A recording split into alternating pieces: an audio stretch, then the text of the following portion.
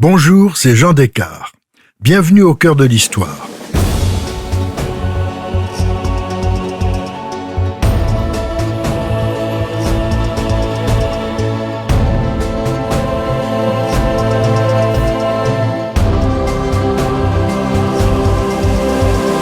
Dans ce nouvel épisode en 2 parties de notre série sur les grandes énigmes historiques, je vais tenter de faire la lumière sur la vie d'un génie du théâtre de l'ère élisabéthaine, William Shakespeare. Il est l'auteur le plus joué au monde et certainement l'un des plus connus, mais de lui on sait finalement très peu de choses. Victor Hugo disait de lui « Il a l'émotion, l'instinct, le cri vrai, l'accent juste, toute la multitude humaine avec sa rumeur. » Une œuvre si foisonnante, si riche et si variée, qu'on se demande parfois comment un seul homme a pu la concevoir en si peu de temps. Seconde partie, l'héritage controversé de Shakespeare. En 1603, à la mort d'Élisabeth Ier, c'est Jacques Stuart qui lui succède. Vengeance posthume de la pire ennemie de la Reine Vierge, il est le fils de Marie Stuart. Heureusement, il n'est pas catholique mais protestant, et le passage de la dynastie Tudor à celle des Stuart se fait en douceur. Mieux, le nouveau souverain est encore plus passionné de théâtre que la souveraine qui l'a précédé. Sitôt arrivé sur le trône, il accorde sa protection à la compagnie de Shakespeare dont les membres s'appellent désormais The King's Men, les hommes du roi. Après les tensions du complot d'Essex, Shakespeare se sent comme libéré. Il va écrire ses plus grands chefs-d'œuvre à une cadence incroyable. Déjà, en 1601, il avait écrit 2 pièces aussi dissemblables que possible. La première est Hamlet, inspirée des histoires tragiques de Belforest publiées en 1576. Elle conte le destin du prince de Danemark qui traîne son inquiétude et sa mélancolie dans les couloirs du château d'Elseneur. Le spectre de son père vient lui demander de le venger.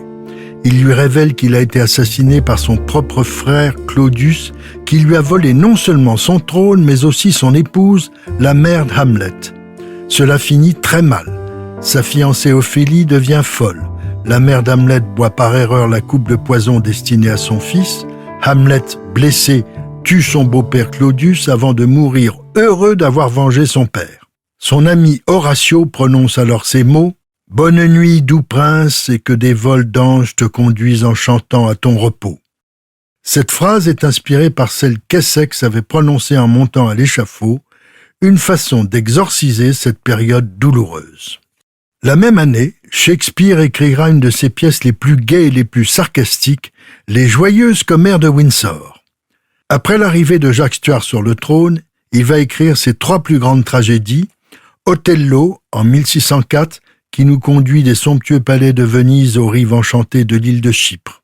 C'est un drame d'amour, de vengeance, de jalousie et de mort d'origine italienne.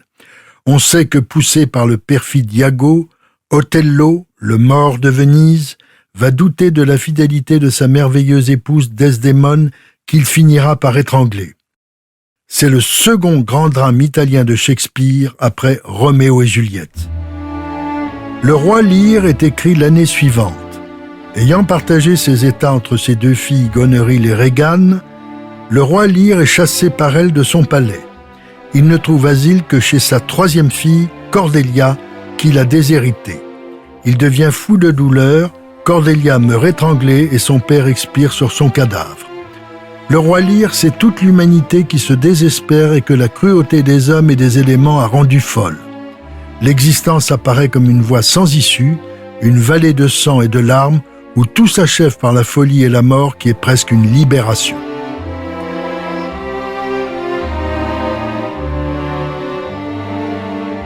La même année, en 1605, Macbeth n'est pas plus optimiste. C'est encore un drame épouvantable.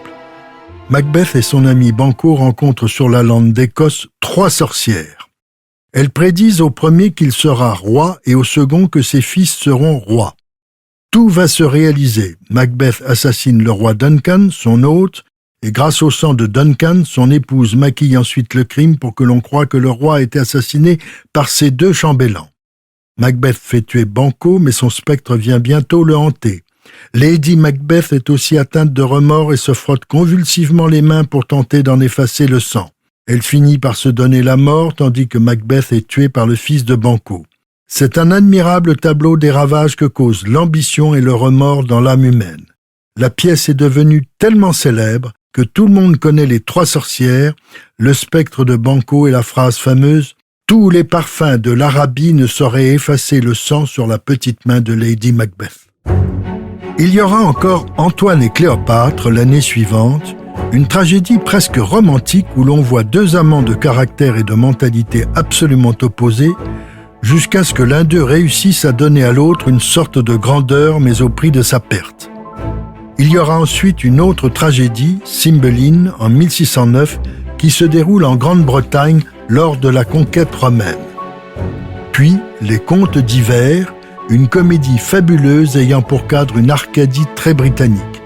Enfin, en 1611, La Tempête, où le tragique et le comique s'enchevêtrent sous l'effet d'une baguette magique. On y rencontre le monstre Caliban, qui représente le feu et domine toutes les forces inférieures, la terre et l'eau. On évolue dans le monde du merveilleux que Shakespeare avait déjà exploré dans Le songe d'une nuit d'été en 1596. Comme dans tous les drames de Shakespeare, l'intrigue est marquée par le mélange de comique et de tragique.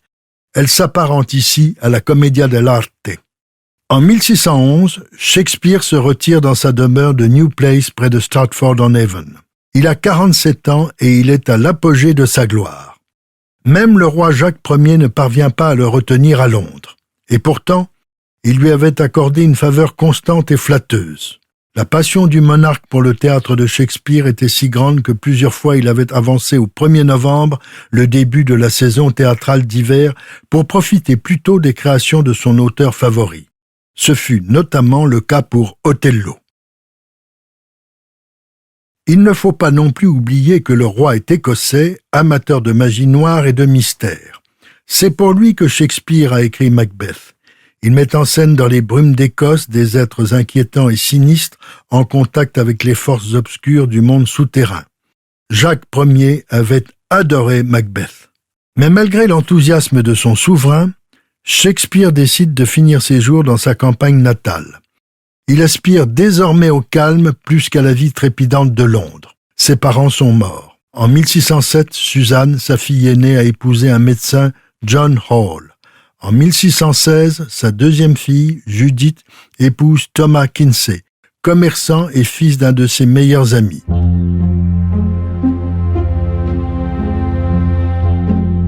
Shakespeare va mourir 2 mois plus tard, le 23 avril 1616. Le 25 mars, il avait rédigé son testament, s'étant déclaré « saint de corps et d'esprit ». Il avait partagé ses biens entre ses 2 filles, accordé un legs à sa femme qui vivait encore et à quelques amis. En tant que recteur laïque de la paroisse, il a droit à ce que son tombeau soit placé à l'intérieur de l'église.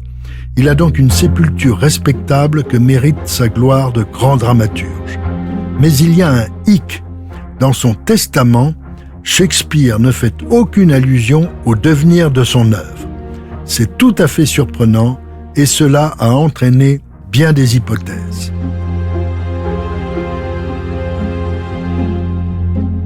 Certaines œuvres de Shakespeare ont été publiées sans aucune surveillance.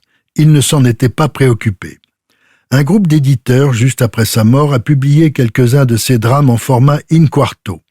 Certains sont conformes au texte primitif, d'autres incomplets et remplis d'erreurs. En 1619, Thomas Pavier publie 10 drames sans autorisation. C'est alors que 2 acteurs qui faisaient partie de la troupe de Shakespeare, John Minge et Henry Condell, entreprennent une édition complète publiée en 1623. Elle renferme l'unique version que l'on ait des 18 drames. Il est évident que le désintérêt de l'auteur à l'égard de la publication de son œuvre après son décès est troublant. L'idée s'est alors répandue que Shakespeare n'était qu'un acteur ignorant, un prête-nom et que son œuvre avait été écrite par un homme extrêmement cultivé. On a parlé du philosophe Francis Bacon ou du comte d'Ashford.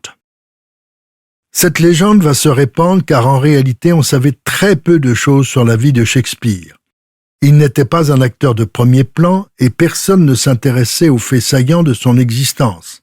Quant aux auteurs dramatiques, ils restaient dans l'ombre. Il y a donc une explication et c'est probablement la plus sérieuse. Shakespeare était un homme très peu imbu de lui-même, se contentant de gagner largement sa vie par son travail de dramaturge et d'acteur, fuyant les honneurs et ne désirant pas parler de lui-même. Peut-être n'avait-il même pas conscience de la puissance et de l'immensité de son œuvre. Heureusement, ses camarades de travail se sont chargés de le publier pour la postérité. Jusqu'au milieu du XVIIe siècle, la célébrité de Shakespeare connaît une éclipse. Les théâtres anglais sont fermés par une ordonnance de 1642, précisant que les distractions publiques ne s'accordent pas avec les calamités publiques. Ce décret est inspiré par les puritains, majoritaires au Parlement. Pendant toute la durée de la guerre civile et de la dictature de Cromwell, les théâtres restent fermés. Il faut attendre la seconde moitié du XVIIe siècle et le retour de Charles II Stuart sur le trône pour que le théâtre anglais connaisse un renouveau. Et là, Shakespeare est terriblement critiqué. On trouve Le Songe d'une nuit d'été insipide, voire ridicule.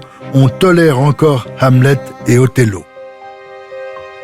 Le XVIIIe siècle sera rude aussi pour l'œuvre de Shakespeare. À cette période, on a un goût marqué pour le style classique et la théorie des 3 unités de temps, de lieu et d'action. Il est clair que les productions de Shakespeare n'obéissent à aucune de ces règles. C'est Voltaire qui est le premier écrivain en Europe continentale à apprécier l'auteur anglais et à le faire savoir. Mais au fil des années, il va changer d'avis jusqu'à déclarer, alors qu'on annonce une traduction française complète de Shakespeare, « Comble de calamité et d'horreur, c'est moi qui, le premier, ai parlé de ce Shakespeare. Qu'on n'attende pas de moi que je foule un jour aux pieds les lauriers de Corneille et de Racine pour ceindre le front d'un histrion barbare. » Voltaire est déchaîné. Il reproche à Shakespeare son manque de logique et sa barbarie, mais il a au moins le mérite d'avoir révélé son théâtre à l'Europe. Bref, il faut attendre le début du romantisme pour qu'on le redécouvre. Pour Goethe, c'est une révélation. Il se déclare plus près de Shakespeare que des Grecs. Il estime que dans Hamlet souffle en tempête le vent même de la vie. Stendhal va opposer dans un savoureux dialogue un romantique à un traditionnaliste pour conclure que les précieux moments d'illusion sont plus fréquents dans les tragédies de Shakespeare que dans celles de Racine. En Angleterre, les romantiques redécouvrent eux aussi Shakespeare. Il est de nouveau adulé. Thomas Carlyle, historien et essayiste, l'explique. Si l'on nous demandait à nous autres Anglais, voulez-vous abandonner votre empire des Indes ou votre Shakespeare ? Ce serait là une question grave, à laquelle les personnages officiels répondraient certainement en termes officiels. Mais en ce qui nous concerne, nous serions obligés de répondre « Empire des Indes ou non, nous ne pouvons nous passer de Shakespeare. De toute façon, nous perdrons tôt ou tard l'Empire des Indes, mais Shakespeare est immuable et éternel. » Sous le règne de Victoria, Shakespeare est l'objet d'une véritable idolâtrie. La contagion va gagner la France grâce à Victor Hugo. Dès 1827, il se réclame de Shakespeare dans sa préface de Cromwell, qui va devenir le manifeste du romantisme français et qui libère le théâtre du carcan des 3 unités. Lors de son exil à Guernsey, il écrit dans l'introduction à la traduction complète des œuvres de Shakespeare faite par son fils François-Victor.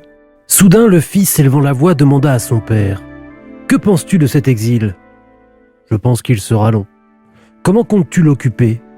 Le père répondit : « Je regarderai l'océan. » Puis après un silence, le père reprit : « Et toi ? » ?»« Moi, dit le fils, je traduirai Shakespeare. » Depuis la consécration de l'œuvre de Shakespeare par les romantiques, le dramaturge génial de Stratford-sur-Avon est joué partout dans le monde. C'est un théâtre universel, mais les Britanniques ont le privilège de le sublimer grâce à la Royal Shakespeare Company. Richard Burton en fut un des grands interprètes.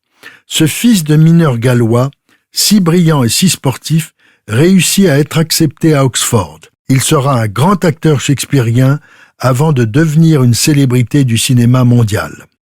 Dans ses formidables mémoires, récemment parus, on découvre que pour commenter chaque occasion de sa vie, agréable ou désastreuse, privée ou professionnelle, Richard Burton se remémore une citation de Shakespeare, la preuve définitive que cet auteur énigmatique est indispensable et éternel.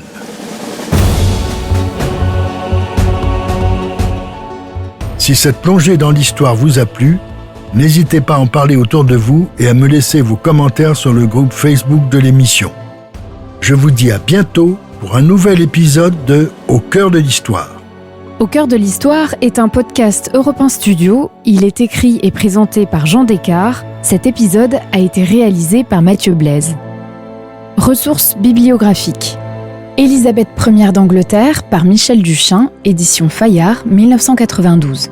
Shakespeare, collection Les Géants, numéro culturel hors série de Paris Match, 1969. La saga des reines par Jean Descartes, édition Perrin, 2012.